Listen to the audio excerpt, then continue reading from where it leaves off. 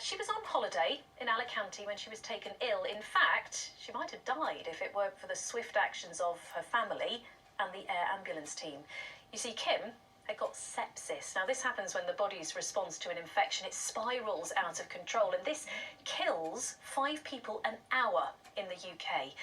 Now, Kim didn't lose her life, but she did lose her hands and feet to sepsis, and now she is telling her story to make more of us aware of the condition. Emma Ball has been to meet her. I just felt unwell. I didn't realise how serious it was. I didn't realise, I'd never heard of sepsis. Kim Smith remembering how she developed sepsis from a simple infection in Spain. It led to septic shock and being in a coma for 6 weeks. Her husband was told she was hours from death, and a doctor said flying her out was the only way of saving her. His message was stark. If I don't get her out of here today, she will be dead. There's a risk with me taking her in the air and bringing her down because of the altitude, but that risk is worth taking more so than leaving her here. He said, I will take her life into my hands and I will deliver her safe in Milton Keynes Hospital.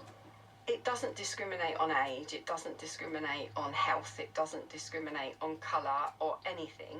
People like Kim are desperate that others know the symptoms of sepsis, from the feeling confused to high and low temperatures and uncontrolled shivering, so others don't suffer the way they have from the condition.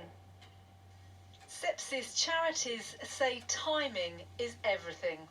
We always say trust your instinct. If you feel seriously unwell and if you are aware of any of those symptoms and they are getting progressively worse, then you should seek very urgent medical attention. Kim is part of the charity's podcast and awareness campaign.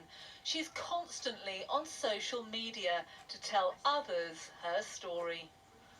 Oh, it's so important, so important. I spread the word, I go out doing talks, I'll do anything I can to spread awareness of sepsis. I just feel that if everybody in the world knows about sepsis, eventually we will eradicate all the deaths from sepsis. And hopefully eradicate people becoming quadruple amputees like me. For Kim, everyday life is hard, but she's determined to stay positive. Yeah, I just get on with life. Life's for living. I've gone and jumped out of an aeroplane and I've done loads of things. The skydive, zip wire, rock climbing, all kinds of things, just because life's for living now. I realise life is short and you've got to enjoy what you've got of life, you know. Emma Ball, BBC Look East. Oh, Kim, that's a message for all of us, isn't it? Thank you for joining us tonight. Still to come.